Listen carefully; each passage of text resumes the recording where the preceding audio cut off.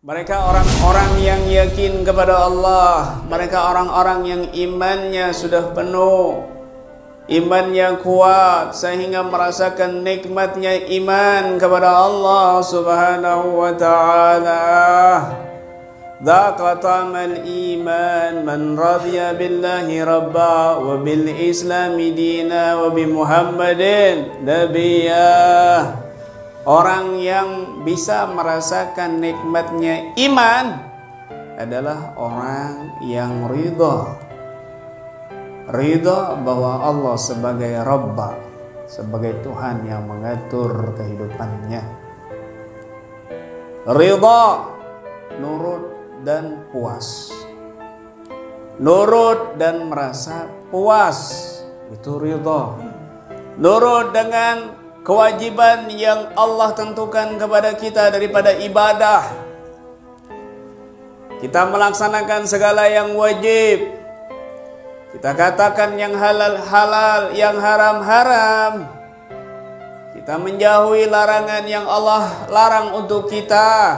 Nurut atas segala perintah Allah Subhanahu wa ta'ala dan tidak melakukan yang Allah larang. Dan juga ridho terhadap apa yang telah Allah tentukan kepada kita.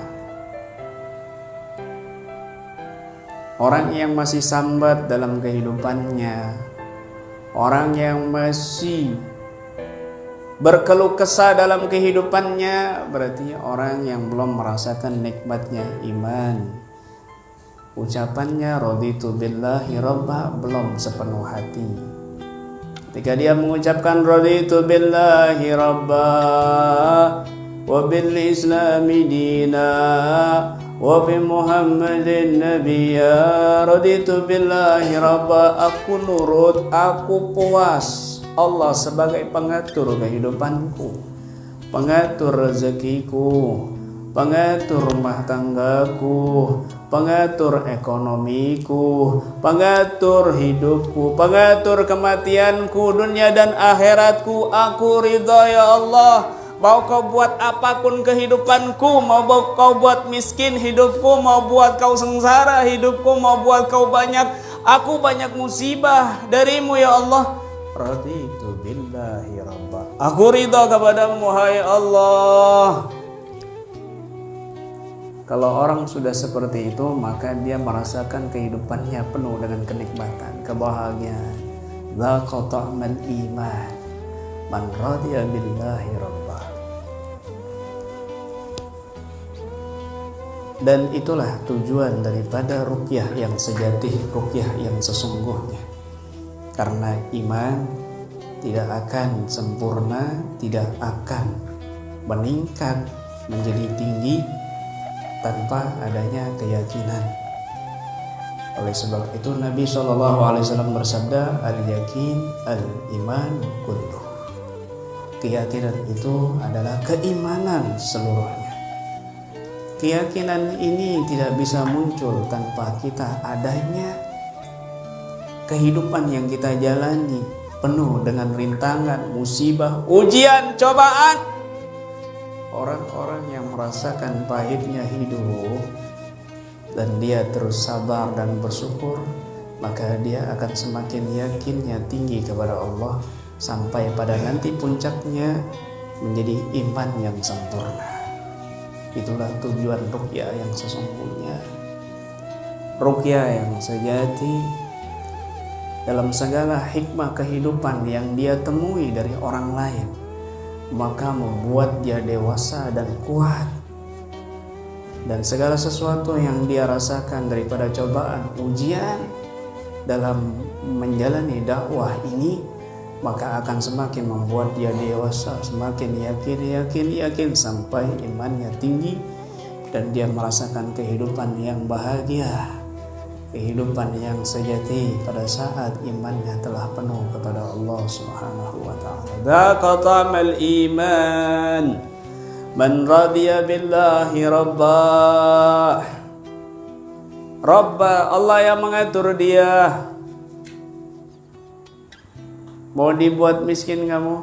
Allah. Kamu punya siapa? Allah. Siapa kamu? Kamu budaknya Allah, ciptaannya Allah. Allah mau buat apa? Terserah Allah. Gitu. Siapa kamu? Budaknya Allah. Siapa kita? Hamba Allah yang lemah. Inna lillahi wa inna ilaihi raji'un. Kita hamba Allah yang lemah. Kita ciptaannya Allah. Kamu punya istri yang bawel, yang galak, syukurin. Bersyukur kepada Allah. Kenapa? Itu ketentuannya Allah. Berarti kamu disuruh bersabar sama Allah. Disuruh bersabar. Punya istri jelek misalnya, ya kamu harus bersyukur, bersabar. Ada kisah nyata. Seorang lelaki yang jelek sekali, jelek rupanya. Istrinya cantik luar biasa. Suatu hari ada seorang yang bertamu kaget. Kok hidupnya selalu bahagia? Ditanya, mohon maaf saya sebagai tamu, boleh saya bertanya? Silakan.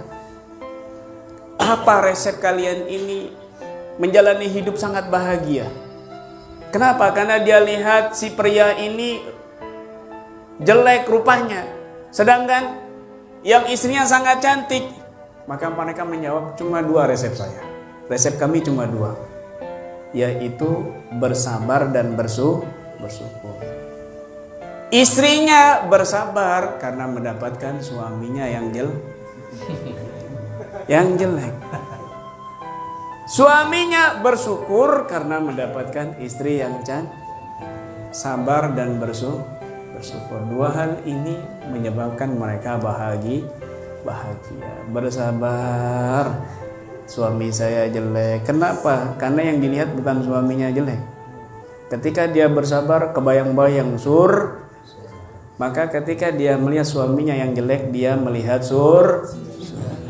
maka dia bersabar. Demikian juga suaminya melihat istri yang cantik, Masya Allah, dia bersyukur.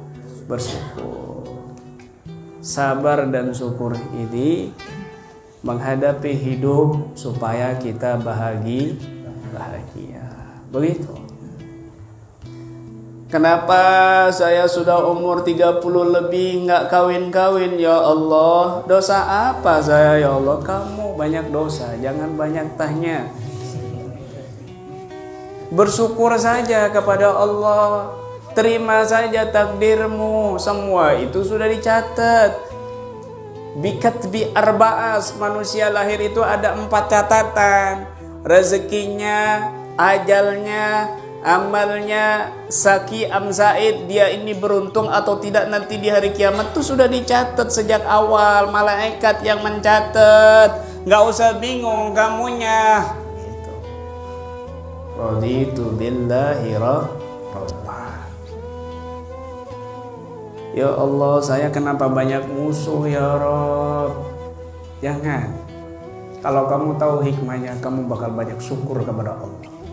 Ya Allah, kenapa saya selalu kena santet? Ya Allah, kenapa dukunnya nggak habis-habis? Ya Allah, kenapa saya nggak laku-laku? Kalau kamu tahu rahasianya, kamu bakal bersyukur setiap harinya kepada Allah Subhanahu wa Ta'ala. Tidak ada yang tahu takdirnya Allah. Sudah pasrah kepada Allah. La taksuru hammuk ma qadir. Ya Bu, jangan banyak sumpah. Yang Allah takdirkan sudah pasti terjadi. Gak usah banyak sambat. Jangan. Orang kalau banyak sambat berarti dia imannya masih tipis. Sambat sama Allah. Jangan sambat sama manusia. Jangan sambat sama manusia. Ya Rabb, ya Allah, ya Allah, ya Allah, ya Allah. Coba mungkin kalian melihat saya sekarang saja, bagaimana saya al-fakir. Sebelumnya juga sama nasibnya seperti kalian. Mungkin tidak sebaik kalian kan. Bagaimana saya mencari jodoh selalu ditolak. Dijodohkan sama guru saya Habib Taufik, ustadzah cantik-cantik, fakihah, ahli ilmu, bahkan ada yang hafal Quran, tapi setelah sampai ke orang tuanya ditolak. Ternyata jodoh saya ketemu di Jakarta. Saya pikir orang Jakarta, ternyata orang Gerobokan. Saya pikir dia ustadzah, ternyata mahasiswi, bukan anak pondokan. Kemudian dapat seminggu langsung lamaran. Saya kasih cincin. Ujiannya berat sampai masuk rumah sakit. Kenapa? Karena disuruh balikin cincinnya. Istri saya down masuk rumah sakit karena mayoritas keluarganya tidak menerima pria yang cacat seperti saya. Mau kerja apa nanti? Mau jadi apa kamu nanti? Belum jadi pembina belum jadi artis belum. Ya kan, saya kan ada manusia yang dikenal di bumi, ada manusia yang kenal di lah. Saya kenal di dunia maya, dikenal di dunia gaib. Tengah-tengah itu. SAG, sarjana alam gaib. Kemudian sampai disuruh kembalikan lamarannya, ditolak. Di warganya, di kampungnya juga tersebar semua. Kenapa menerima pria yang cacat? Apa enggak ada cowok lain kan? Tapi terus berpegang teguh, kuat, sampailah menikah. Wah, ujian bertubi-tubi setelah itu. Karena mau naik kelas, jadi ujiannya bertubi-tubi. Ujiannya berat karena mau naik kelas. Berat, luar biasa. Berat ujiannya, makan sepiring berdua. Kalau makan itu 2 kali, sarapan sepiring berdua, malamnya makan nasi, lauknya cilok, pentol. Allah, saya ngomong di rumah Allah ini. Maka terus meningkat, lolos ujian sampai sekarang. Mungkin nggak ada yang percaya kalau saya nggak lulus SD. Demi Allah saya katakan, saya tidak pernah lulus SD, hanya sampai kelas 5. Tapi coba murid-murid Al-Fakir, ada yang dosen banyak, profesor banyak, dokter, supir saya S1.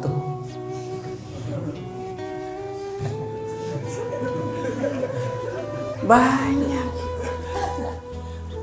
Saya enggak lulus SD. Siapa yang mengatur semua itu? Allah. Kalian lihat sekarang, keluarga saya kami bantu semuanya. Masyarakat sekitar yang dulunya membenci, yang dulunya enggak suka, bayangkan mereka kami bantu. KBRA peduli. Mereka mengenal KBRA itu siapa sekarang. Mereka mengenal siapa saya sekarang. Bahkan sampai ada yang membuka penginapan di kampung karena pasien membludak hampir setiap hari, terutama Sabtu dan Ahad. Jauh kalau mau menyewa hotel 25 kilo ke kota. Ada yang buka laundry, semakin terus meningkat, dan mereka semakin cinta. Allah kalau sudah merubah, nggak masuk logika buat kami, masuk di ibadah. La qata'amal iman man radiyah billahi rabbah. Sudah pasrah sama Allah. Ibrahim bin Adham itu orang yang sangat pasrah kepada Allah Subhanahu wa taala. Suatu hari beliau ini seringnya musafir. Beliau ini anak orang kaya. Putranya raja, datuknya raja, buyutnya juga raja.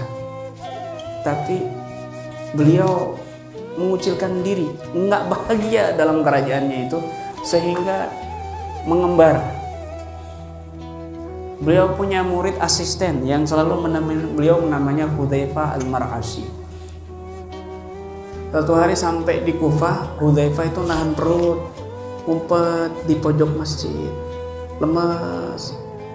Ya Hudzaifah, ra'aitu kajaian. Na'am ya Syekh, misla ma ra'ait. Saya melihat kamu lapar wahai Hudzaifah. Iya wahai guru, seperti yang Anda lihat. Ibrahim bin Adham kan Masya Allah tawakal. Ambilkan saya kertas sama pulpen, ditulis sama beliau. Wahai Hudzaifah, dilipat, nanti kamu berikan kepada orang di luar yang pertama kali kamu temui. Wala tu'alliq qalbak siwallah, dan jangan kau ikatkan hatimu kecuali kepada Allah. Ketika beliau keluar, Hudzaifah Al-Mar'azi ini ketemu sama orang yang berkuda, bawa perbekalan. Ini dari seseorang, dibaca. Tiba-tiba yang baca itu menangis, terseduh-seduh. Siapa yang memberikan ini? Siapa yang menulisnya? Ada di mana? Ada di masjid. Ini buat engkau. Ini buat engkau. Ada 6 dinar di sini. Ambil. Akhirnya beliau langsung menemui gurunya, Syekh Ibrahim bin Adham. Wahai guru, sudah seperti yang kau wasiatkan, pesankan. Saya bertemu dengan orang yang pertama kali saya temui, dia naik kuda. Dan dia memberikan ini. Ini ada 6 dinar. Jangan dibuka dulu. Nanti aja, suruh. Nanti sebentar lagi dia mau datang. Gak lama orang ini datang dan langsung turun dari kudanya, langsung mencium Syekh Ibrahim bin Adham sambil menangis-nangis dan bersyahadat asyhadu an la ilaha illallah wa asyhadu anna Muhammadar Rasulullah. Ternyata itu orang Majusi. Apa isi suratnya?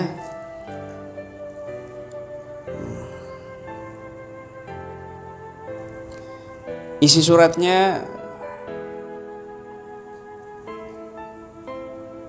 ana hamidun, ana syakirun, ana dzakiru, ana jai'un, ana khadi'un, ana 'ari.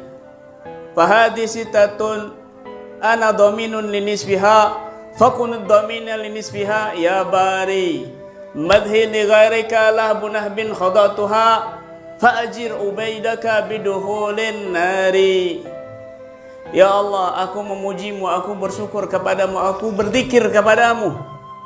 Aku lapar, aku lemah, aku gak punya pakaian. 6 ini ya Allah, separuhnya aku tanggung. Zikir, bersyukur, memujimu. Ini aku lakukan ya Allah, tapi yang 3 lagi separuhnya lapar, lemas, gak punya baju. Engkau yang menanggung ya Allah. Ujianku kepada selainmu telah kutundukkan dari api neraka. Fa'ajir ubaidaka biduhulin nari. Selamatkan hambamu yang lemah ini dari masuknya api neraka. Gara-gara seperti itu orang Majusi membaca surat ini masuk Islam di tangannya Syekh Ibrahim bin Adham. Kenapa? Hatinya ta'alluq kepada Allah penuh. Diajarkan muridnya untuk berta'alluq kepada Allah. Pasrah diri kepada Allah. Ya Allah, itu kekuatan di atas kekuatan yang sangat luar biasa. Pasrah. Lanjut dia nyebrang lautan.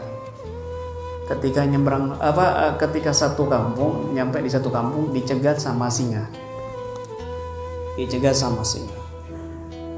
Muridnya bingung. Ya saya ada singa di depan ini, menghalang-halang kita. Gimana ini? Kemudian beliau datangi singa ini. Dan beliau berkata sama singa, ya Abul Haris, in kunta jita bima umirta faf'al, wa illa fa'antari. Singa, kalau kamu ini datang ke sini diperintahkan sama Allah, apa yang Allah perintahkan lakukan. Mau makan kami, makan silakan, maksudnya begitu. Tapi kalau enggak, minggir kamu dari jalan. Maka singa ini minggir. Lalu Syekh Ibrahim bin Adham berbalik kepada para santrinya. Hendaknya kalian itu jangan lupa setiap pagi dan malam hari baca doa ini.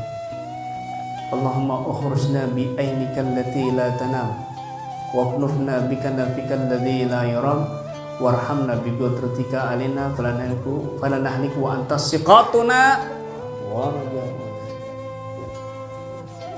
Wa anta siqatuna wa rajauna, diajarkan juga untuk bersandar hatinya kepada Allah. Wa anta siqatuna wa rajauna, engkaulah yang kami percaya ya Allah dan harapan kami satu-satunya. Allahumma ukhrujna bi'inika allati la tanam wa khufna bika nafika alladhi la yuram warhamna bi qudratika alaina falanahliku anta siqatuna wa rajauna. Berlanjut nyebrang lautan, di tengah lautan kena ombak, hampir tenggelam. Muridnya bilang lagi ke Syekh Ibrahim, ya Syekh, gimana ini? Kita akan celaka ini, gimana ini? Berdoalah kepada Allah. Lalu berdoa, ya Allah, ya Hayy hina la hayy, ya Hayy ba'da kulli hayy, ya Hayy qabla kulli hayy.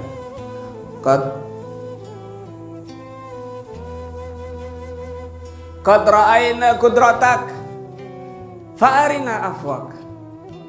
Ya Hayy hina kulli hayy, ya Hayy ba'da kulli hayy, ya Hayy qabla kulli hayy, ya Musin ya Mujammil, qad ra'ayna qudratak fa'arina afwak. Ya Allah, Zat yang maha hidup, saat yang hidup, setelah yang hidup, sebelum segala yang hidup. Wahai Zat yang maha indah, yang maha berbuat baik, Kau telah memperlihatkan kepada kami kekuasaan-Mu, maka perlihatkan kepada kami maaf-Mu. Maka seketika itu ombak terhenti. Ombak terhenti. Ibrahim bin Adham, seorang wali sufi yang sangat luar biasa hatinya, ta'alluq kepada Allah Subhanahu wa ta'ala. Seorang syarifah dari jalur Sayyidina Hasan bin Ali bin Abi Thalib radhiyallahu anhum ajma'in wa karamallahu wajhah. Beliau ini yang selalu menjadi rujukan orang-orang yang ada masalah. Ada seorang ibu-ibu yang kerjaannya itu jahit, bikin benang, bikin kain dari memintal benang. Suatu hari setelah banyak kainnya ini hasil dari jahitan tangannya sendiri, karena penghasilannya itu satu-satunya, punya putri banyak 6. Kemudian dijual ke pasar, di tengah perjalanan ada burung terbang ngambil kainnya ini, dibawa terbang. Akhirnya sedih, dia nggak berani pulang. Mau bawa apa nanti buat putri-putrinya ini? Maka langsung ingat seorang syarifah dan didatangi. Syarifah, saya ini begini. Duduk sini, kita doa sama. Duduk. Ya Allah, kuserahkan semuanya kepada Engkau dan urusan wanita ini. Gak berapa lama ada orang lari bawa banyak uang dan memberikan kepada Syarifah ini. Wahai Syarifah, terima kasih banyak. Bentar, tenang. Kenapa kamu kok ngos-ngosan lari begini? Kenapa? Cerita, kenapa? Terima dulu hadiahnya, wahai Syarifah. Ya, saya terima. Ini ada 600 dinar. Masya Allah, banyak betul. Iya, tolong terima. Ya, saya terima. Kenapa? Begini, wahai Syarifah. Kami itu di tengah lautan, ada ombak, kapal kami bocor. Kami bertawasul kepada Engkau, tiba-tiba ada burung datang membawa kain, dan kami tambel kapal yang bocor itu pakai kain tersebut. Masya Allah. Sini fulan, wahai wanita, ini saya kasih kamu 600 dinar. Kamu biasanya jual kain tadi itu berapa? 300. Allah ganti 2 kali lipat. Berkat kamu pasrah dan berdoa kepada Allah. Hikmah semua kejadian yang merugikan kita, yang mengganggu kita, apapun itu yang menyakiti hati kita, yang membuat hidup kita down, itu mengajak kamu supaya kamu yakin, supaya kamu naik imannya kepada Allah Subhanahu wa ta'ala. Begitu. Supaya kita dekat kepada Allah, supaya kita lebih kenal kepada Allah. Semua kejadian apapun itu semua kejadian apapun itu, Rasulullah itu orang yang paling banyak ujian, yang paling susah. Rasulullah suatu hari itu pernah lagi jalan itu, serbannya ditarik sama badui sampai merah di sini. Apa yang Rasulullah lakukan? Marah. Sahabat marah. Sudah mau megang. Apa yang Nabi lakukan? Tersenyum. Apa yang kamu mau? Kamu nggak adil memberikan ini begini. Dikasih sahabat ini. Akhlaknya luar biasa. Akhlaknya luar biasa. Ibrahim bin Adham juga sama. Pernah suatu hari Ibrahim bin Adham ditanya sama tentara, Aina man anta? Kamu hurrun am abdun? Kamu ini orang merdeka apa budak? Ana abdun, aku budak. Oh, ainal umrah, di mana kampung halaman? Di sini. Diantarin, sini saya antar, saya kasih tahu. Diantarin ke pemakaman. Kamu menghina saya. Saya ini nanya, umrah mana kampung halaman di sini? Kok kamu nganterin saya ke kuburan? Dipukul, buang sampai berdarah. Abang marah saya Ibrahim benar? Enggak. Dipukul, buang sampai berdarah. Kemudian orang-orang ngelihat, datang semuanya. Dicium tangannya, saya kenapa Anda berdarah? Tentara ini lihat, loh siapa dia? Dia seorang Syekh Ibrahim bin Adham. Langsung dicium tangannya, minta maaf. Apa kata beliau? Sejak kau memukul sudah aku maafkan. Loh, kok bisa?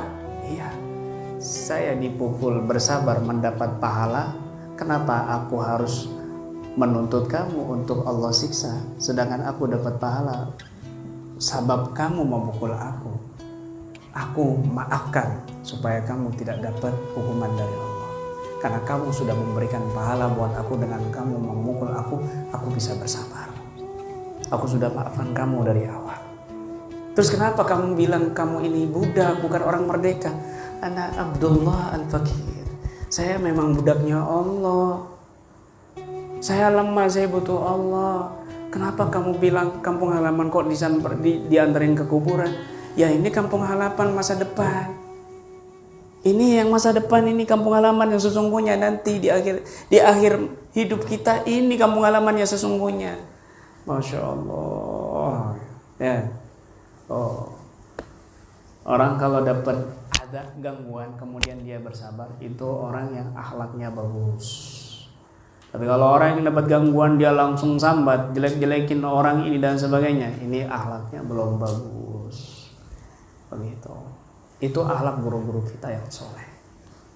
Itu akhlak para habaib. Itu akhlak para kiai yang semua manhajnya, yang semua akhlaknya tersambung kepada Nabi Sallallahu Alaihi Wasallam.